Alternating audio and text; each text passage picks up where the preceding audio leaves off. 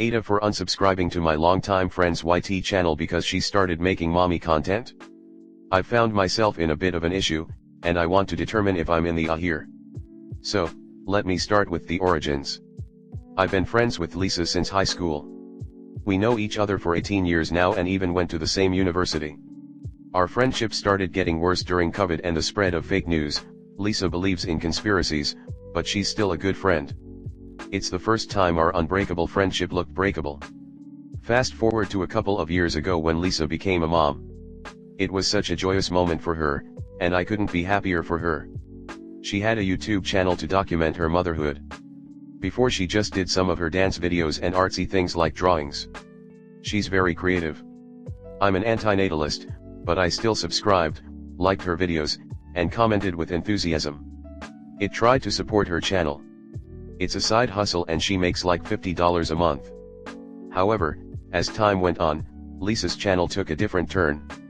It became exclusively focused on motherhood content, parenting tips, baby product reviews, breastfeeding advice, and also some weird things about how perfectly fine products are not trustworthy anymore, the conspiracy thing.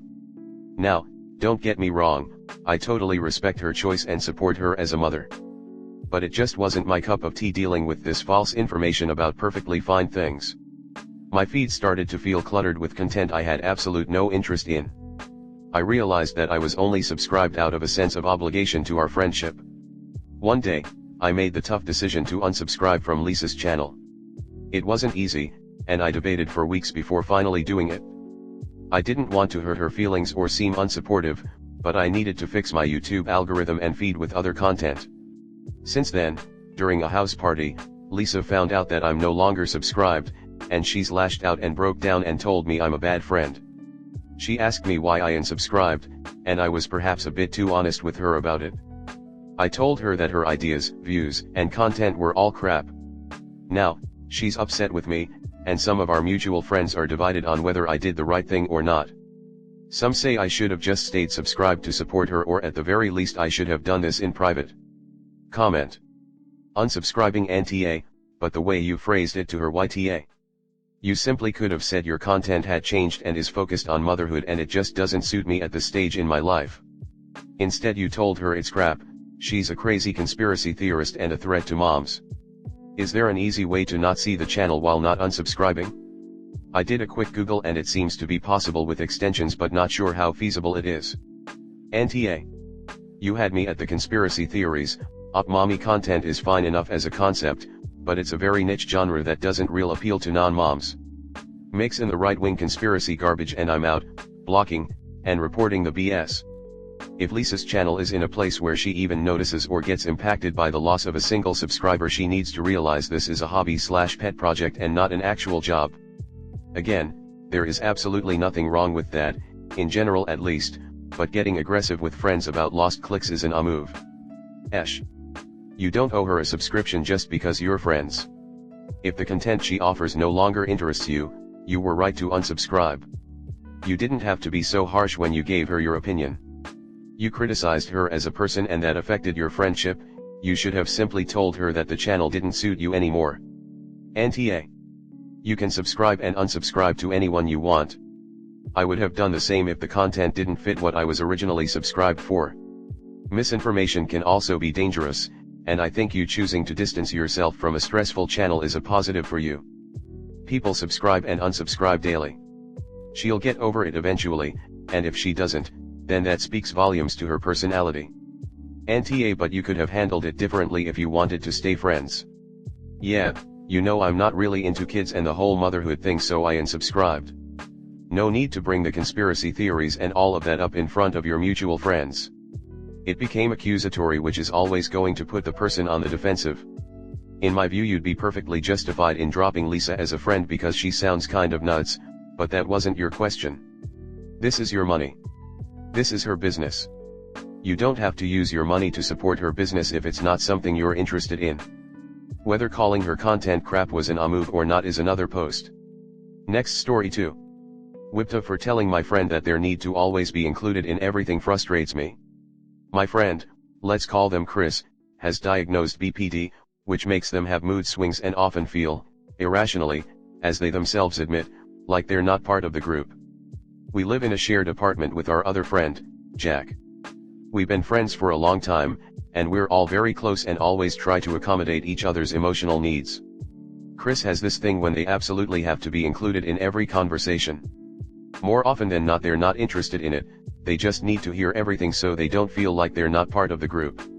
Usually I'm perfectly fine with that, but it can reach levels that I personally find absurd and annoying. For example, Chris is trying to sleep after an all-nighter. Naturally, everyone starts whispering when we think they're asleep, but they speak up multiple times, asking us to stop whispering, more and more annoyed. This is a common occasion.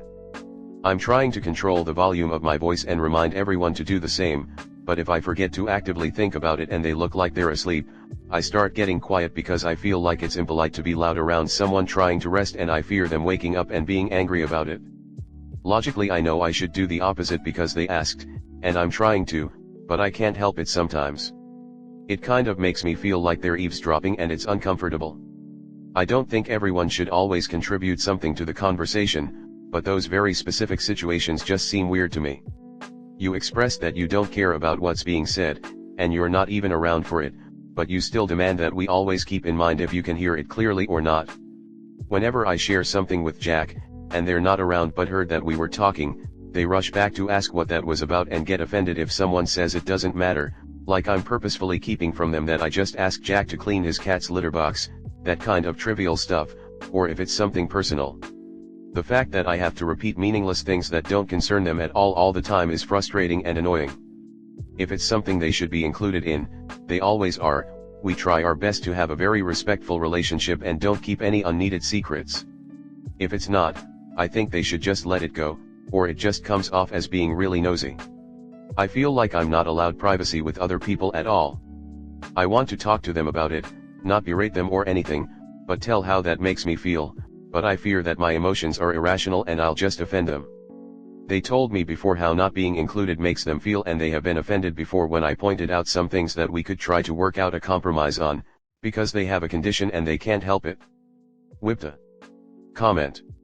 Mental illness is not someone's fault, but it is their responsibility. Does Chris have a therapist? They need one to develop skills.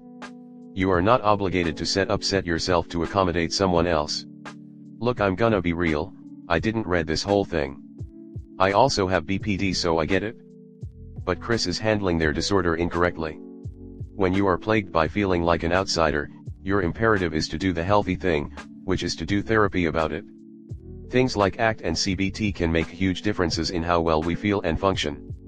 The fact that Chris insists on being present for every conversation is frankly really creepy, and wouldn't be tolerated in my household or my social circle. What Chris is asking from you all is for everyone in their life to adjust to accommodate their illness, when in reality it's Chris' job to put in the work to manage their illness so that the world isn't expected to make special allowances for them. You are NTA, and not only do I think you should tell Chris the truth, I think you and the other roommates need to discuss and rearrange the rules of the household. Everyone has a right to privacy. Chris should not be allowed to sit in on every convo. And if that challenges their BPD and makes them split or swing or lash out, tough. To be frank, we with BPD will be happy and successful in life when and only when we learn how to master our disease, and not the other way around. Chris' disorder isn't your problem. My ex-wife had BPD, we split for unrelated issues, and she often felt like this. However, she knew that what she thought and the reality of the situation were often different from each other. So she got help. She went to therapy and did the work needed to manage things. Of course she had a wobble every now and then, but that's where she could rely on me to tell her when her emotions were valid or she was being a numpty, our code word for the BDP mind talking instead of her logical mind. Trying to be included in everything is impossible. It simply leads to frustrations all around. You and your other housemate need to sit Chris down and have a calm conversation about how this is impacting everyone and why you cannot include them in every conversation. That it is impractical, impossible to implement, and unfair to you all. Whatever condition someone has, they need to take ownership of making sure it is managed. It is not your responsibility to bend over backwards to make them feel comfortable.